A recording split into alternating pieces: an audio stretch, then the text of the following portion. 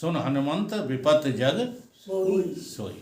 जब तक सोए भजन। ये सब विपत्ति है, ये सुख नहीं है जिसको सुख समझ रहे हो। जब इनका वियोग होता है तब कंटक की नाई मन में चुभते हैं। जब इंद्रियों को भोग प्राप्त होते हैं तब जीव राग द्वेष से चलता है, और जब नहीं प्राप्त होते हैं तब तृष्णा से जलने लगता है। इससे भोग दुख रूप ही हैं। पत्थर की शिला में छिद्र नहीं होता, वैसे ही भोग रूपी दुख की शिला में सुख रूप छिद्र नहीं होता। हे मुनीश्वर, मैं विषय की तृष्णा में बहुत काल से जलता रहा हूँ। जैसे हर वृक्ष के छिद्र में अग्नि धरी हो तो धुआं तो थोड़ा थोड़ा जलता रहता, वैसे ही भोग रूपी अग्नि से मन जलता रहता है। विषयों में कुछ भी सुख नहीं है, दुख बहुत है। इससे इनकी इच्छा करनी मूर्खता है। जैसे खाई के ऊपर तृण और पात होते हैं और उससे खाई आच्छादित हो जाती है, उसको देख हिरण कूद कर दुख पाता है। वैसे ही मूर्ख भोग को सुखरूप जानकर भोगने की इच्छा करता है, और जब भोगता है तब जन्म से जन्मांतर रूपी खाई में जा पड़ता है और दुख भोगता है। हे मुनीश्वर, भोग रूपी चोर अज्ञान रूपी रात्रि में आत्म रूपी धन लूट ले जाता है, पर उसके वियोग से जीव महादीन रहता है। जिस भोग के निमित्त ये यत्न करता है वह दुख रूप है, उससे शांति प्राप्त नहीं होती। और जिस शरीर का अभिमान करके ये यत्न करता है वह शरीर क्षणभंगुर है, असार है। जिस पुरुष को सदा भोग की इच्छा रहती है वह मूर्ख और जड़ है। अब जब ऐसा कहा जाता है शास्त्रों में, तो हम लोग क्या सोचते हैं कि ये हम नहीं है। हाँ। और इसी को कहते हैं शास्त्रों को धीरे से अलग कर देना। हम वही हैं जो कहा जा रहा है, हम मूर्ख हैं, हम जड़ हैं। जब ये स्वीकार करोगे तब जड़ता मिटाने की कोशिश करोगे, अज्ञानता हटाने की कोशिश करोगे। वो स्वीकार ही नहीं है तब। जैसे हम प्रश्न करते हैं, ज्ञानी बहुत हैं कि अज्ञानी, तो सबके मुंह से एक ही शब्द निकलता है कि अज्ञानी बहुत। जबकि हकीकत ये है कि ज्ञानी संसार में भरे, ज्ञानी कोई स्वीकार ही नहीं करता, अज्ञान को स्वीकार ही नहीं करता। अनपढ़ से अनपढ़, हाँ, आसक्त से आसक्त, धनी से धनी, चाहे जिस व्यक्ति से तुम पूछ लेना कहेगा अच्छा हमें अपना पता नहीं है, हमें मूर्ख बनाते हो, हम अपने को नहीं जानते। तो अपने को सब जानते हैं कि नहीं? बस यही ज्ञान की पहचान है। उसका बोलना चलना भी ऐसा है जैसे सूखे बांस की छिद्र में पवन जाता है, और उसके वेग से शब्द होता है जैसे थका हुआ मनुष्य मारवाड़ के मार्ग की इच्छा नहीं करता। वैसे ही दुख जानकर मैं भोग की इच्छा नहीं करता हूँ। लक्ष्मी भी परम अनर्थकारी है, जब तक इसकी प्राप्ति नहीं होती तब तक उसे पाने का यत्न करते रहते हैं, और ये अनर्थ करके प्राप्त होती है। लक्ष्मी प्राप्त हुई तब उससे मन जो है बिगड़ गया। जब प्राप्त नहीं होते तो पीछे भागता रहता है, फिर जब प्राप्त हो गई तो सद्गुण सब खो जाते हैं। शीलता, संतोष, धर्म, उदारता, कोमलता, वैराग, विचार, दया, इनका सबका लक्ष्मी नाश कर देती है। क्या कर देती है? नाश कर देती है। लक्ष्मी माने माया, मायाकृत पदार्थ सब जो है सद्गुणों का क्या कर देते हैं? नाश कर। जब ऐसे गुणों का नाश हुआ तब सुख कहाँ से होगा बता दो? संतोष नहीं, जिंदगी में धर्म नहीं, शीलता नहीं, कोमलता नहीं, त्याग नहीं, ये सब लक्षण नहीं रहे तो शांति कहाँ मिलेगा? तब तो परम आपदा ही प्राप्त होगी। इसको परम दुख का कारण जानकर मैंने त्याग दिया है। हे मुनीश्वर, इस जीव में गुण तब तक है जब तक लक्ष्मी नहीं आई। हाँ, जीव गुणी कब तक है? जब तक लक्ष्मी नहीं है। जी हाँ, और आप देख लेना जी हाँ, जितने भी धनवान लोग हैं, चाहे मीडियम क्लास के हों चाहे अपर क्लास के हों, निर्धन व्यक्ति की बात के सामने टिक नहीं पाते। बड़ी बड़ी बातें चाहे जितनी कर ले, लेकिन गरीब आदमी को एक ठोसरा सह नहीं पाते। नहीं सह पाते। हाल तलवार लेके बंदूक लेके आ जाएंगे। लेकिन उनकी बात उसने बिल्कुल सही कही है कि जिस दम पे तुम अकड़ते हो, गरीब आदमी यही तो कह पाएगा और कहेगा क्या कि जिस बल पर तुम अकड़ रहे हो महाराज, मरघटा में सब धरे रह जाएंगे। वो कहे बिना नहीं चूकेगा, लेकिन तुम उसकी बात को क्या समझोगे? अपना अपमान समझोगे। वो अपमान नहीं कर रहा है, कह तो सही रहा है। और ये लड़ाई हमेशा से चली आई है, कोई आज की नई नहीं है। राजे महाराजाओं से जनता पहले गरीब लड़ती ही रही। वो यही, तब जो समझदार होते थे वो सद्मार्ग पर चलने लगते थे, सताते नहीं थे। और जो ना समझ होते थे वो दुराचार करने लगते थे। जब लक्ष्मी की प्राप्ति हुई तब सब गुण नष्ट हो गए। जैसे बसंत ऋतु की मज्जरी तब तक हरी रहती है जब तक ज्येष्ठ आषाढ़ नहीं आता, और जब जेठ आषाढ़ आया तब मज्जरी जल जाती है। वैसे ही जब लक्ष्मी की प्राप्ति हुई तो शुभ गुण जल जाते हैं। मधुर वचन तभी तक बोलता है जब तक लक्ष्मी नहीं प्राप्त होती है, और जब लक्ष्मी की प्राप्ति हुई तो कोमलता का अभाव होकर के कठोर हो जाता है।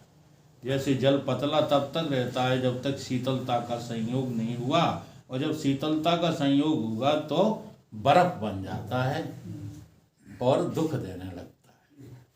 कौन? जल कठोर हो जाता है कि नहीं? ऐसे ही जो है संसार का यश पा करके, लक्ष्मी पा करके, वैभव पा करके मनुष्य का दिमाग कैसा हो जाता है? ठोस हो जाता है। वो समझने ये लगता है कि मैं विद्वान हो गया।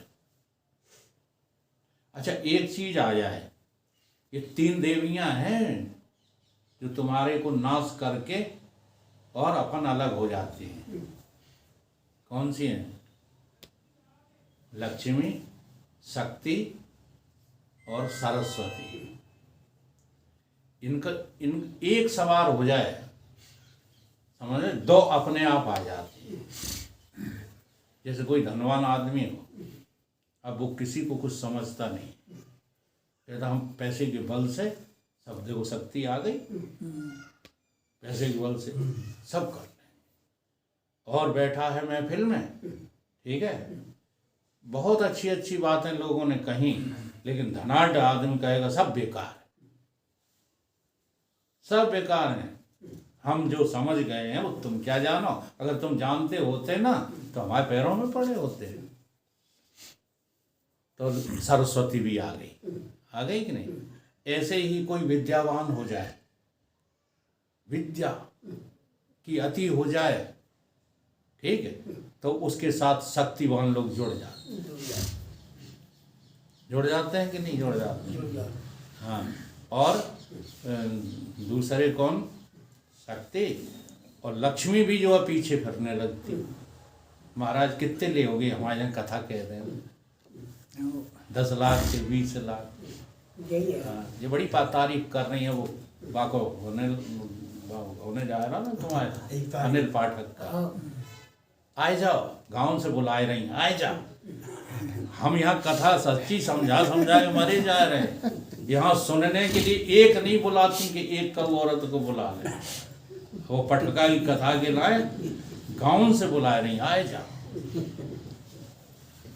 क्या है ये? देख लो, केवल विद्या का अभिमान है, उसके पास कुछ नहीं है। मैं छाती ठोक के कहता हूँ, कुछ नहीं है उसके पास। तो ये विद्या का अभिमान, धन का अभिमान और शक्ति का अभिमान, ये तीनों ही जीव का नाश करते हैं। इसलिए जितने भी ये प्रवचन करता है सब नाश की ओर जा रहे हैं। ये बात किसी की समझ नहीं आती। ये विद्या का नंगा नाच हो रहा है।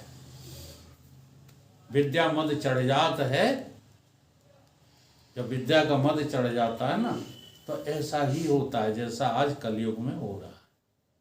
वरना विद्या वही जस भेद मिट जाए। विद्या तो उसको कहते हैं थोड़ा खा लो, थोड़ा पहन लो और मस्त रहो। खाना पीना केवल प्राणों की रक्षा के लिए है और बाकी सारा समय किसमें देना चाहिए? हरि की चर्चा में देना चाहिए। और हरि की चर्चा के लिए भीड़ की जरूरत नहीं। हरि की चर्चा के लिए तो हरि की बात को समझने का अंतःकरण होना चाहिए बस।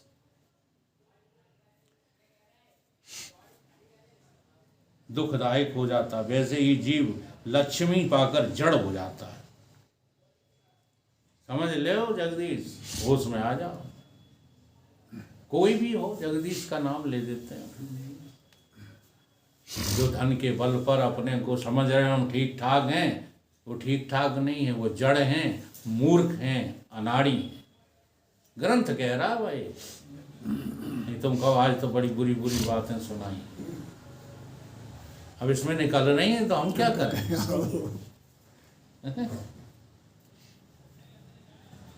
हे मुनीश्वर, जो कुछ संपदा है वह आपदा का मूल है, क्योंकि जब लक्ष्मी की प्राप्ति होती तब बड़े बड़े सुख भोगता है, और जब उसका अभाव होता है तो तृष्णा से जलता है और जन्म जन्मांतर पाता है। लक्ष्मी की इच्छा करना ही मूर्खता है। वह तो क्षणभंगुर है, इससे भोग उपजते हैं और नष्ट होते हैं। जैसे जल से तरंग उपजती है, मिट जाती है, और जैसे बिजली स्थिर नहीं होती वैसे भोग भी स्थिर नहीं रहते। पुरुष में शुभ गुण तब तक हैं जब तक तृष्णा का स्पर्श नहीं है, और जब तृष्णा हुई तब गुणों का अभाव हो जाता है। जैसे दूध में मधुरता तब तक है जब तक उसे सर्प ने स्पर्श नहीं किया, और जब सर्प ने स्पर्श किया तब वही दूध क्या हो जाता है? विष रूप हो जाता है। भाई ये उदाहरण मैंने कई बार दिया। तुम्हारे कमरे में दूध रखा है, सांप जो है फन डाल जाए, तुम देख लो, फिर बताओ पियोगे कि नहीं? क्यों नहीं पियोगे? क्योंकि वो जाना है वैसा का जाना है क्या? सांप तो दूर की बात, बिल्ली जूठो का तो नहीं। क्यों? क्या कोई विक्षेप है? नहीं। कौन हरवन सिंह हो? नहीं, कोई नहीं। तो क्या कह रही है? टाइम देख रहे थे, मैंने की करना नहीं है, मैं कहीं अब क्या है कि वेदांत जो है बहुत पुराना पड़ गया ना, तो सोचते हैं वही पुरानी बातें, रोज टाइम का खराब करना। टाइम की तरफ तो तभी जाता है कि और कुछ बात है नहीं। हम सोची तारीख वाली कर देना। अब इनमें से कोई, हम तो ये कहते हैं आग लगाए तो तारीख को। जी हाँ, हम वैसे ही हैं। हमें नहीं अब स्वाद थे ये दुनिया की कोई काम। ले जाए वो ले जाए तो बांध के कदम से तारीख करा ले। तारीख बढ़ जाए। अरे काई की तारीख है? कैसी तारीख? जब तुम मरोगे तब ये तारीख वाले तुम्हारा संग जाएंगे का? तारीख पे तारीख। अरे उतना जो है ठीक है, भोजन के लिए अन्न, पहनने के लिए कपड़ा, इतना तो ठीक है। कैसे जैसे जबरदस्ती करके नहीं मिले तो हाथ जोड़ के ले ले, मांग ले, आओ गालियां सह ले, लड़कन की बेटियन की सबकी। क्या रोटी न दे धोई दे। इतना तो मेरी समझ में आया है। इस समय लगे पड़े रहना अब मेरी समझ में नहीं आता, क्योंकि उसकी भी एक आयु शरीर की होती है। अब आयु देखो शरीर की क्या कह रही है? कहाँ ले जाएगी? क्या क्या कर कर के तुम भरोगे? किस किस के लिए करोगे, समझ में नहीं आती बात। अब तो एक ही काम है, अगर बात बन जाए तो लगे रहोगे तो बन सकती है, और ऐसे ही अनासक्त भाव से तो नहीं बनेगी बात। तो संसार जो है विश्व रूप देख लो, संसार कैसा देख लो, विष्णु विश्व रूप, और विश्व रूप दिख जाए तो हमारी समझ में तो कोई पान नहीं करोगे। तो गड़बड़ कहाँ हो रही है, केवल दृष्टि में हो रही है। अभी संसार हमको अमृत रूप लग रहा है, विश्व रूप नहीं लग रहा। दिख नहीं रहा।